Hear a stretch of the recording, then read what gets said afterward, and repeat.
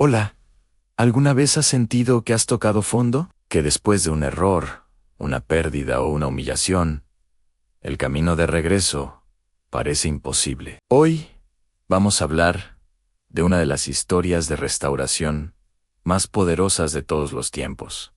El regreso del rey David a su trono. No es solo una historia de reyes y reinos, es una historia sobre cómo levantarse después de caer, sobre la gracia y la sabiduría que nacen del dolor. Así que, quédate conmigo y descubre cómo las pruebas más duras pueden forjar nuestro carácter y prepararnos para un regreso triunfal. Para entender la magnitud del regreso de David, primero debemos recordar por qué tuvo que huir de Jerusalén. Todo comenzó con una serie de decisiones desastrosas dentro de su propia familia. Su hijo, Absalón, un joven carismático y ambicioso, había conspirado contra él durante años.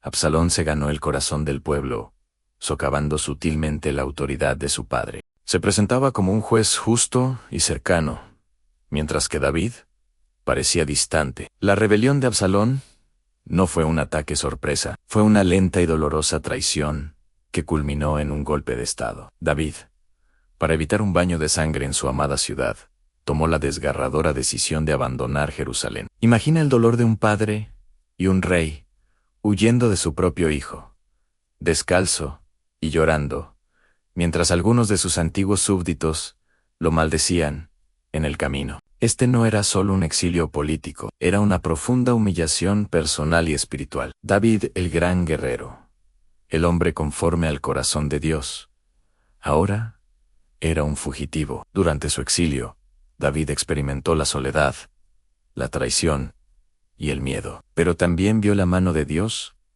obrando a su favor. Personas leales, como José, se quedaron en Jerusalén para actuar como espías y frustrar los planes de Absalón. Otros, como Barzale, le proveyeron de alimentos y refugio, mostrando una fidelidad inquebrantable en medio de la crisis. Estos actos de lealtad fueron como rayos de luz en la oscuridad de David, recordándole que no estaba completamente solo. La situación llegó a un punto crítico en la batalla del bosque de Efraín. A pesar de que David dio órdenes explícitas de tratar con delicadeza a Absalón, su general, Joab, mató al joven rebelde. La noticia fue devastadora para David. En su lamento fue el de un padre desconsolado, no el de un rey victorioso. Gritaba: «Hijo mío, Absalón, hijo mío, hijo mío, Absalón, ¿quién me diera que muriera yo en lugar de ti?». Esta reacción nos muestra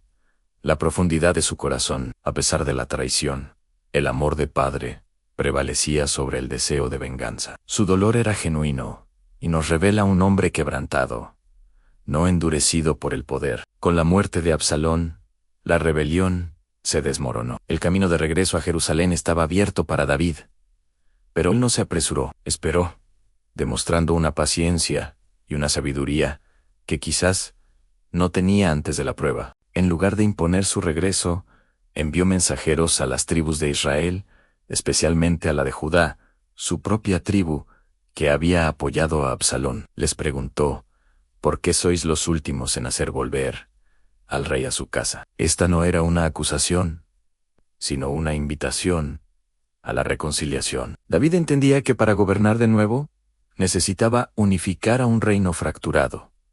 No podía haber restauración verdadera sin perdón y unidad. Su primer acto como rey restaurado no fue castigar, sino perdonar. Se encontró con Semí, el hombre que lo había maldecido y arrojado piedras durante su huida. En lugar de ejecutarlo, como sus generales sugerían, David le juró que no moriría. Le extendió misericordia a quien le había mostrado desprecio. Este acto de gracia fue una declaración poderosa. El David que regresaba no era el mismo que se había ido. El dolor lo había suavizado.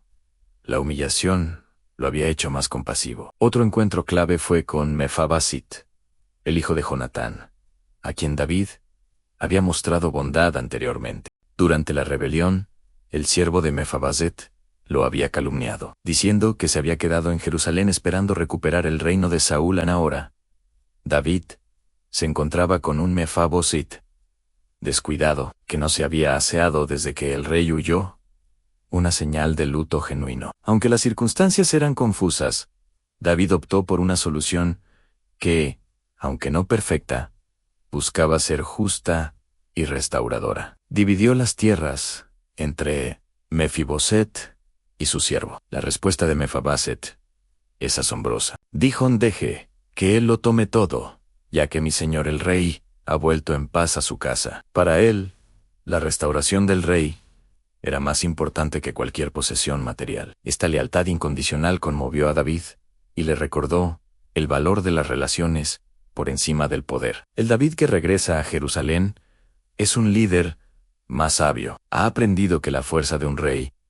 no reside en su ejército ni en su corona, sino en su capacidad para perdonar, para unir y para gobernar con un corazón humilde. El regreso de David es más que un simple acontecimiento histórico, es un reflejo profundo de la naturaleza de Dios y de su plan de redención para cada uno de nosotros.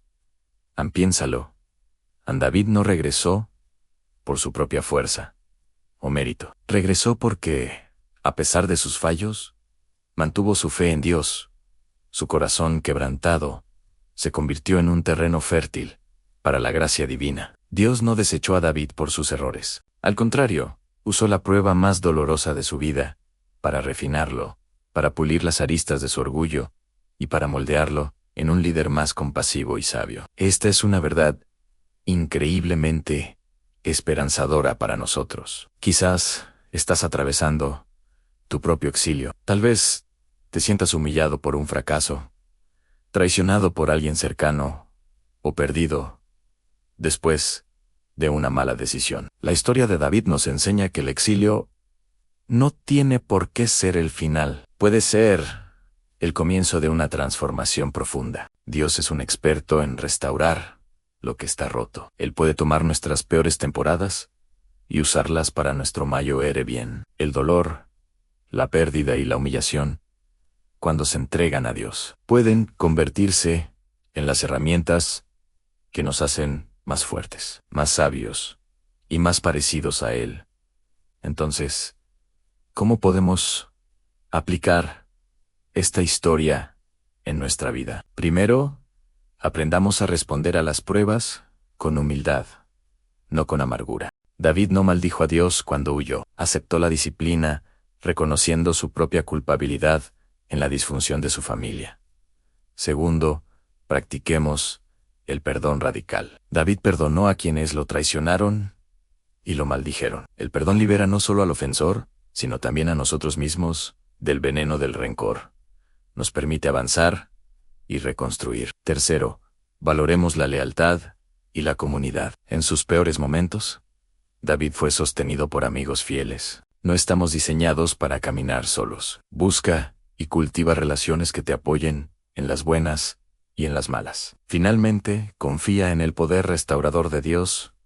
Tu historia no ha terminado. No importa cuán lejos sientas que has caído, Dios puede levantarte. Él puede tomar las ruinas de tu vida y construir algo hermoso. El regreso de David a Jerusalén no fue solo la restauración de un rey a su trono, fue el regreso de un hombre a su propósito, pero con un corazón transformado. Que su historia te inspire a perseverar en la fe, abrazar la humildad y esperar con confianza la restauración que Dios tiene preparada para ti. No te rindas. Tu regreso triunfal podría estar más cerca de lo que imaginas. Gracias por acompañarme en este viaje a través de la vida del rey David.